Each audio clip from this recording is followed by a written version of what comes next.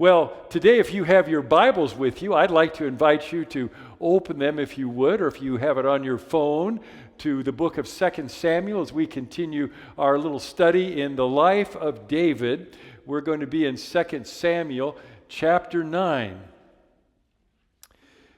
The word grace, as you think of it, can sometimes mean different things to different people. Grace can often refer to the grace of a ballet dancer. We also say grace before meals.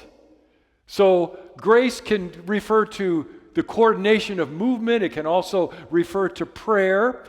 But it can also remind us of what might symbolize dignity or elegance. But as we think about the Scriptures, the word grace in particular carries the idea of extending special privilege to someone who doesn't deserve it or hasn't earned it or maybe could never repay it.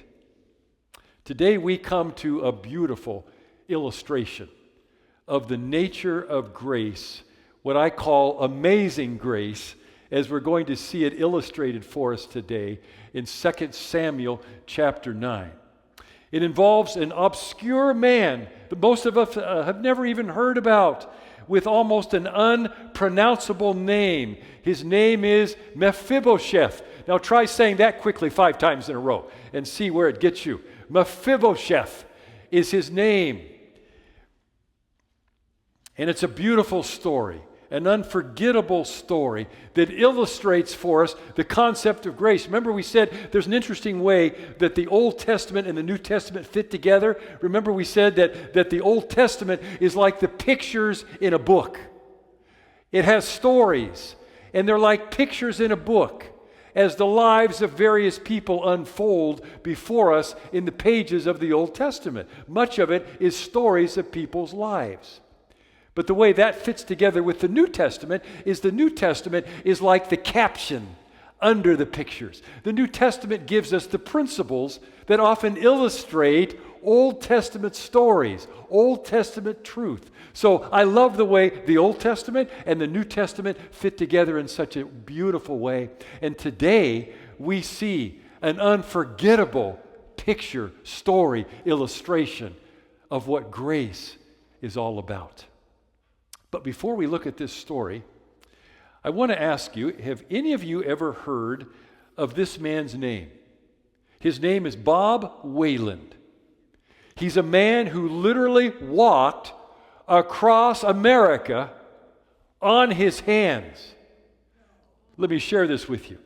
Bob Wayland, a double amputee, completed a 3.5-year walk across America on his hands, raising over $300,000 to feed the hungry. Wayland lost his legs serving in Vietnam. He took 4,900,016 steps, covering 3,000 miles from California to Washington, D.C. He proved his favorite verse to be true, for with God nothing shall be impossible. He walked along interstate highways, stayed in Christian homes, or slept in the front seat of his truck. He also spoke to church groups along the way.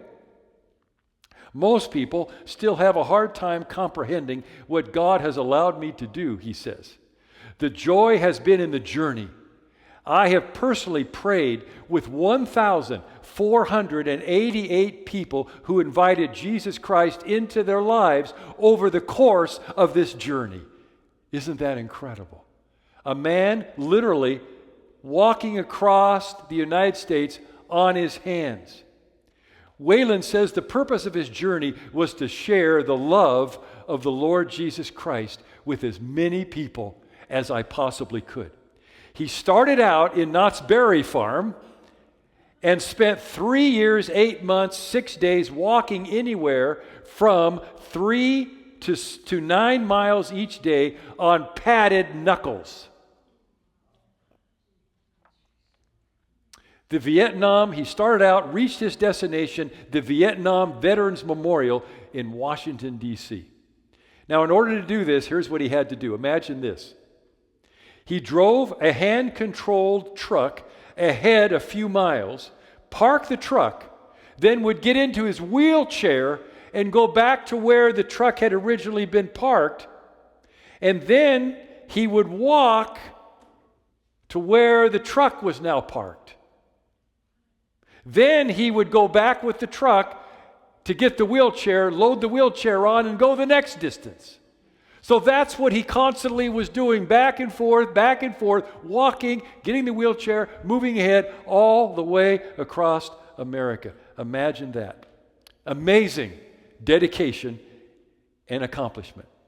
But the story we're going to look at today in 2 Samuel chapter 9 is also about someone who was handicapped. But this story is not about what this handicapped man accomplished, but rather about what he experienced. Our story begins here in 2 Samuel chapter 9. Would you notice with me what's recorded for us in verse 1? The Bible says, "Then David said, 'Is there yet anyone left of the house of Saul that I may show him kindness for Jonathan's sake?'" Now, this is a most unusual question that David the king is asking. Remember, Jonathan was one of his very good friends, if not his very best friend, and he was also Saul's son, which in a sense, remember, Saul had been seeking David's life for a number of years. And there was a time when Saul was literally his arch enemy as he pursued David, remember, through the wilderness. And so all during this time, David is in a sense waiting for God's timing for him to become the king. And normally in the Eastern countries, when someone becomes king, what do? They exterminate all of that former dynasty's relatives and family to make sure that there's no revolt that ever rises up against them. That's what normally a new king would do. So for David to ask a question like this, "Is there anyone from the house of Jonathan and Saul for whom I can show kindness?" is a most unusual question. Kings just didn't do that. You say, well, why would David make such a request and ask such a question? And the answer is because years before, David had made a promise to Jonathan. Jonathan said, "One day when you become King David, would you protect my relatives and my families who are still alive when you ascend the throne?" And David said, "Yes, I will extend special protection to your family members." And so on this occasion, in verse 1 of 2 Samuel chapter 9, David, years later, remembers his promise to Jonathan, and he begins to look around, and he discovers that Saul's remaining residence, there's only one left. He says, "Is there anybody to whom I might show kindness or extend grace?" Now it's here that I believe we discover something about the real nature of grace as we get started this morning. What is grace? Let me give you a bit of a definition. It's in your notes today. If you'd like to jot this down. What is grace? Grace means extending favor to one who hasn't earned it or doesn't deserve it. It's something that is very special. It's something unmerited, something unwarranted, if you will. Something completely undeserved, something that will almost be unimaginable. As we look at this story, you'll see what a stretch this was for David to make such a grand offer. For truly, this was what David is about to do, is extending favor and special privilege to someone who would never, ever be considered in this way. Absolutely amazing. So David is asking, is there anyone still alive in Jonathan's family to whom I might show mercy and grace? Anyone left alive for whom I can show goodwill? Now again, this is very unusual because when a new king rises up, he isn't looking to reward the previous dynasty's family. He's looking forward to getting rid of them. But David doesn't act that way. And so a search is conducted to find out if any of Jonathan's relatives are still remaining. And notice what they discover in verse 2. Now there was a servant of the house of Saul whose name was Ziba. And they called him to David, and the king said to him, "Are you Ziba?" And he said, "I am your servant." The king said, "Is there yet not any one of the house of Saul to whom I may show the kindness of God?" And Ziba said to the king, "There is still a son of Jonathan who is crippled in both feet." So the king said to him, "Where is he?" And Ziba said to the king, "Behold, he is in the house of Machir, the son of Ammiel in Lodebar." Then King David sent and brought him. So as the search is conducted, sure enough, there is yet one person who can be identified. But you notice how they add this little footnote. But he's crippled.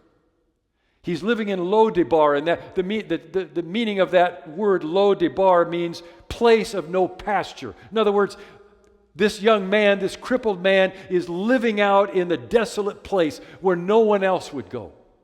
He's hiding out in the barren fields of Palestine, probably in his mind thinking he's hiding from the sword of David and what he figured would happen if his identity was ever uncovered, if his location was ever discovered. You say, well, what happened to him? Well, the Bible does give us a little bit of background. We won't turn there today, but 2 Samuel 4:4 is the reference where you'll find that how this young man became crippled. When the armies of Saul were fighting against the armies of David, Saul's family was fleeing for protection, and this fellow was very young. He had a nurse, someone watching out for him, who apparently either grabbed him up or grabbed him by the hand. They were on the run, and this young man, Mephibosheth, fell. An accident occurred. He was injured, and he was no longer able to walk. He was crippled for the rest of his life at apparently a very young age. So that's how this happened. But here's what I don't want us to miss in this story. Watch this. It's in your notes. What an illustration of salvation. What an analogy we have here in this story of what God has done for us. You say, what is it? Watch this. When temptation, think about this. When temptation came into the Garden of Eden, mankind fell from holiness and became spiritually handicapped. All the way through this story, as we look at Mephibosheth, we're really looking at ourselves. For he is an analogy. He is an example.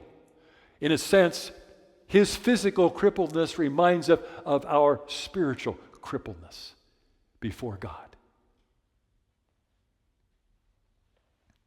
And all of us, just like Mephibosheth limped and could not walk and was crippled, we all limp from the effects of sin in the garden because of the fall, don't we? We all carry, every one of us here today, we all carry the effects of the fall, and we're marred by what happened. Mephibosheth becomes a vivid picture to us of the brokenness and the failures of the human race. And just like Mephibosheth was crippled in his feet, sin has made invalids of us all spiritually. And in that broken condition, imagine this now, Mephibosheth is being taken to see King David. Now look with me at verse 6. Mephibosheth, the son of Jonathan, the son of Saul, came to David and fell on his face and prostrated himself and said, or David said rather, Mephibosheth. And he said, "Here is your servant." Now I want you to think with me for a moment about what might have been going through this young man's mind as he's being brought to King David. I wonder what he's thinking. Do you think as he's being brought to David, he's expecting to experience the death penalty? I think he probably was, because he knew that's what would happen with any of the previous ruler's family. They would be put to the sword. They'd be executed. They'd be eliminated. And going through his mind as he's making this journey of about 50 miles, so it would have taken several days to get there. Can you imagine the fear and the dread that was probably running through his mind as he thought he was about to meet his end? When he finally arrives at the palace, what does he do? The Bible tells us he literally falls on his face before the king, expecting the worst. But that's not what happens.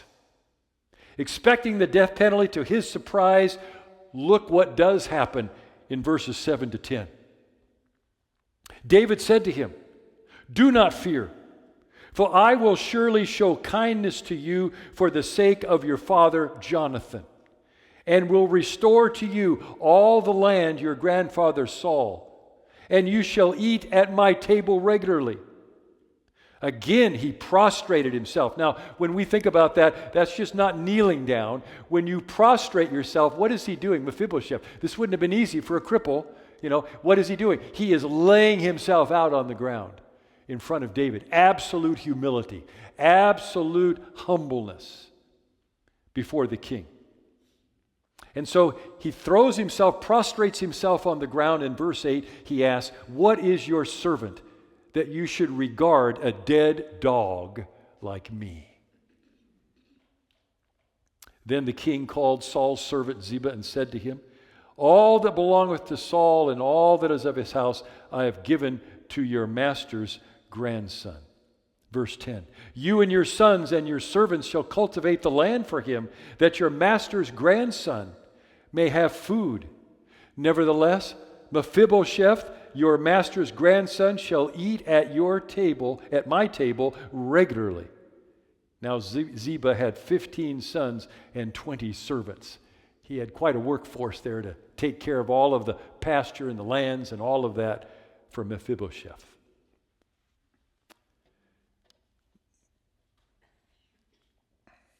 Expecting the worst, he prostrates himself before David, and David says, "Don't fear, I want to show you kindness." What an amazing picture of grace we have here. And just like Mephibosheth, if you think about this, Mephibosheth literally goes from the poorhouse to the palace. This is incredible. Who acts like this? Kings don't do this sort of thing. So don't miss this morning. Look it on your outline. Don't miss this. Like David, just like David, out of love for Jonathan, his best friend, demonstrated grace to his handicapped son. And in the very same way, what does God do? God, out of love for his son's sacrifice, demonstrates grace to believing sinners. This is what God has done for us.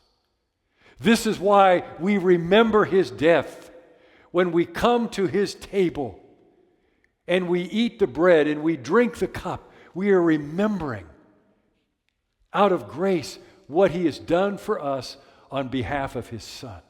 It's because of his death, because he's made a way for us to have a relationship with God. What an incredible picture we see in this Old Testament story. Now let that sink in a moment. Wow. What a marvelous picture of redemption. Do you see the parallel? What David did for Jonathan's son, God has done for us based on the sacrifice of his son. Wow. What a picture of undeserved grace. And that's exactly what God has done for each and every one of us today. But let me remind you of something. Perhaps the miracle of grace becomes even more profound to us when we compare it with two other ideas. What happens when we compare the word grace with the idea of law, or even the idea of mercy? Once again, take a look at this in your notes. I want you to think about a comparison between the law, mercy, and grace. With the law, what do we get? With the law, you get what you deserve. So if someone is out driving in their car and they exceed the speed limit and they see these blinking lights in their rear view mirror and the police pull them over and they give them a ticket, they expect that that's what they're going to get because that's what they deserve. That's what the law demands. The law gives us what we deserve, right? We all understand that. We get that. Okay. But what about mercy? What is mercy like when compared with the law? With mercy, you don't get what you deserve. So the policeman pulls you over because you've been speeding. You're expecting to get a ticket. And he absolutely amazes you after looking at your driver's license. He glances down at you and he says, "I'm not going to give you a ticket today. Don't let it happen again." That's mercy. You're not getting what you deserve, right? And you drive off and you feel so elated having received such a word like that. All right, so the law, you get what you deserve. Mercy, you don't get what you deserve. So what happens with grace? With grace, you get what you could never deserve. You get what you could never deserve. You see, this goes way beyond mercy. I heard just an amazing story recently. A lot of times there's things that we don't know about people because they're never going to be put in the news, they're never going to be publicized. But someone was sharing an article about the many things that now President Trump has done on behalf of people that you'll never hear about. And one day he was out driving in his limo when they had a flat tire. And they were pulled over by the side of the road, and some good Samaritan came driving along and stopped and said, "Could I help fix the tire on the limo?" Well, he fixed it for them. And before they sped off, President Trump said to this man, "You have been so wonderful to stop and help us. Is there anything I could do for you? Anything you'd like?" How's that for an opportunity, huh? So this man thought about it. He said, "Well, one thing I would just love to be able to surprise my wife with a wonderful bouquet of flowers." Trump said, "Consider it done." Next day, knock comes at the door, and here is this incredible arrangement of flowers delivered at this man's house. But there was also a note included. And the president said, "Thank you so much for helping us with that flat tire yesterday. Here's the flowers that you requested. And by the way, I've paid off the mortgage on your home." Now that is grace. That's getting what we could never deserve. That's what God has done for us. It's absolutely amazing. It's ridiculous. We couldn't afford it. We couldn't pay for it. We couldn't earn it. We don't deserve it. Grace is getting what we could never deserve. That's what He's done for us. That's what we see David doing for this crippled man, Mephibosheth. But notice something else. If you look back at verse 7 again, at the last part of verse 7, notice what's added here. He says, "I'm not only going to show kindness to you, but I'm going to do something else. I'm going to restore your lands." And then he adds this at the end of verse 7. Did you notice? He said, "And you shall eat at my table regularly." Not only were his family lands returned to him, which would have automatically given him great wealth to own all these lands, but he has now a reserved spot at the king's table. Do you know what that's like saying, "Mephibosheth, welcome to the family." He took up residence in the city where now he's going to be fully fed and cared for by the king himself. Wow. Reminds me of the story of a rich man who was living in Beverly Hills. And one day he happened to be reading his Bible and he came to this passage, Luke chapter 14, verses 12 and 13. It says, "And when you give a luncheon or a dinner, do not invite your friends, your brothers or relatives, or your rich neighbors. But when you give a banquet, invite the poor, the crippled, the lame, and the blind." Well, as he read those words, he was so convicted in his heart that the very next day he went down to the Skid Row mission. And he took with him a small stack of cards, 15 invitation cards with these words written on each one.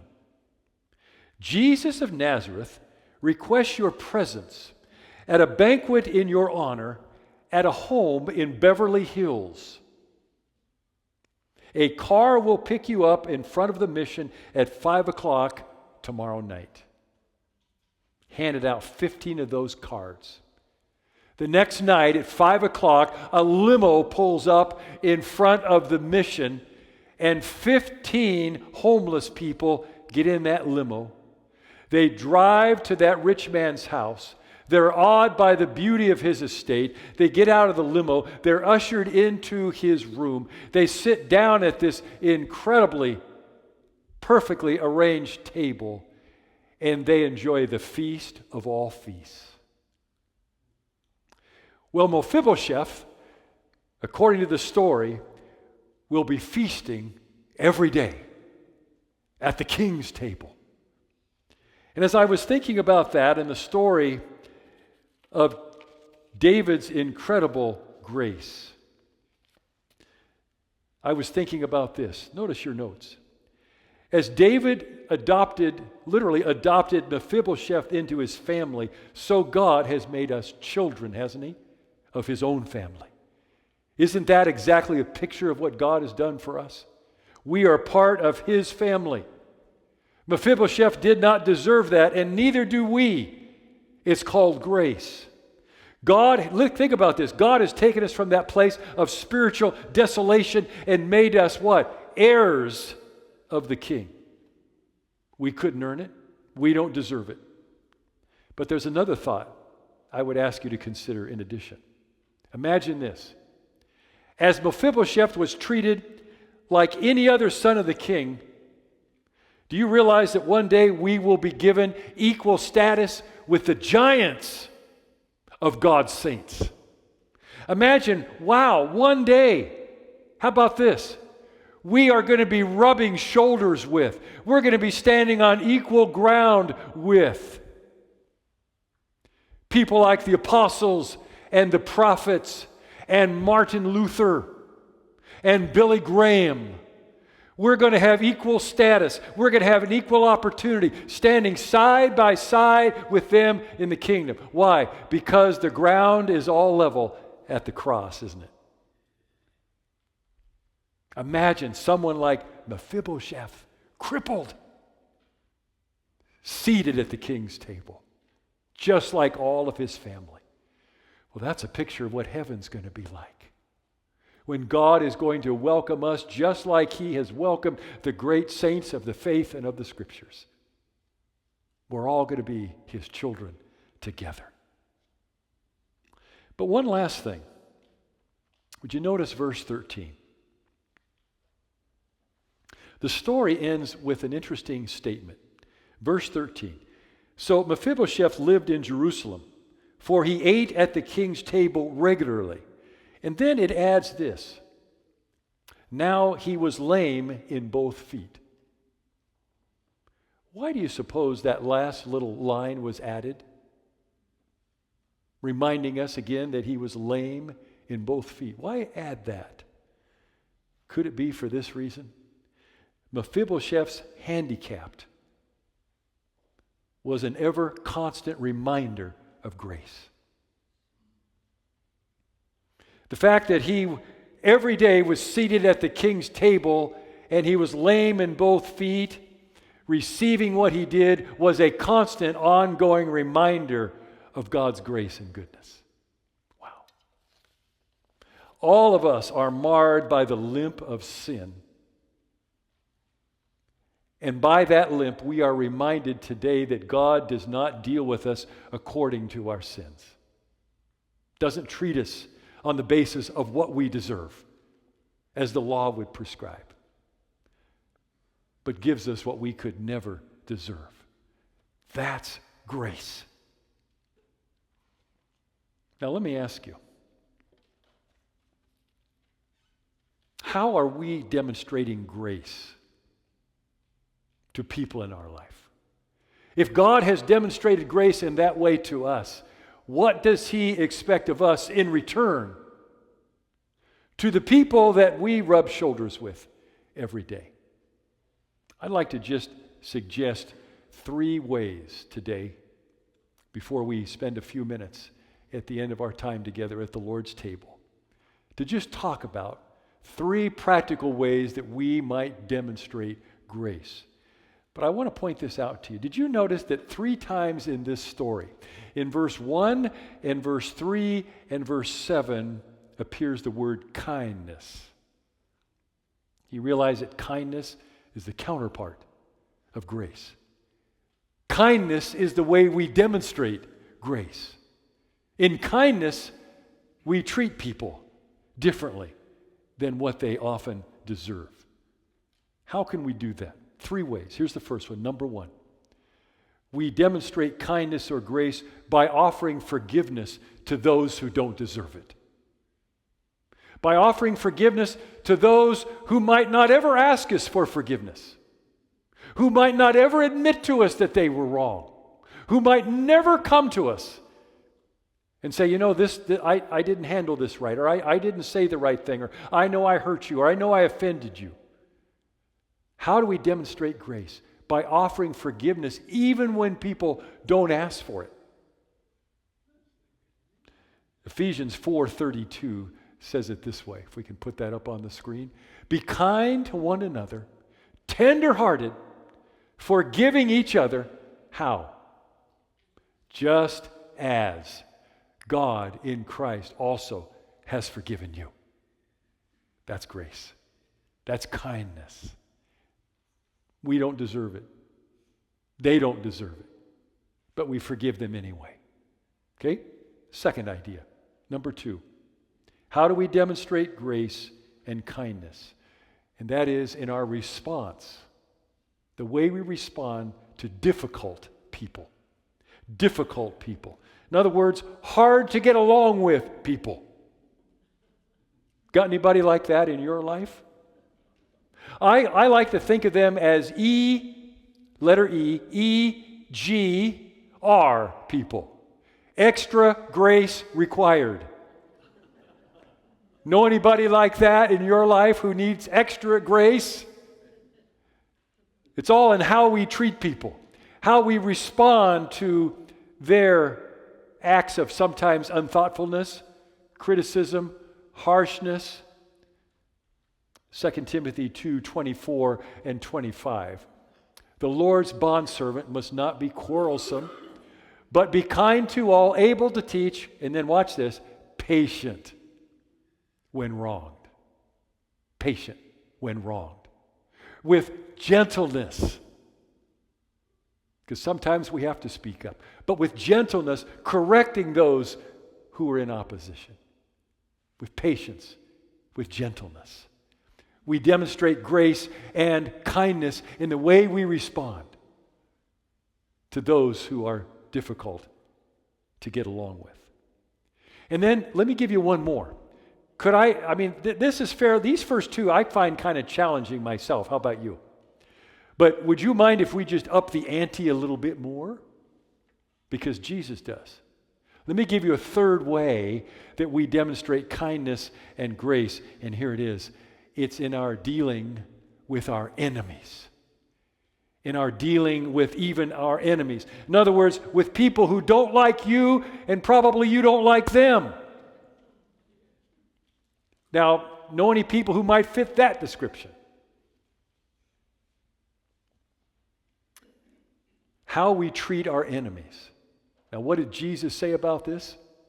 Well, Luke 6:35, talk about raising the standard. But love your who? Now, you don't sound too convinced about that. Love your who? Enemies. And do good and lend, expecting nothing in return, and your reward in heaven will be what?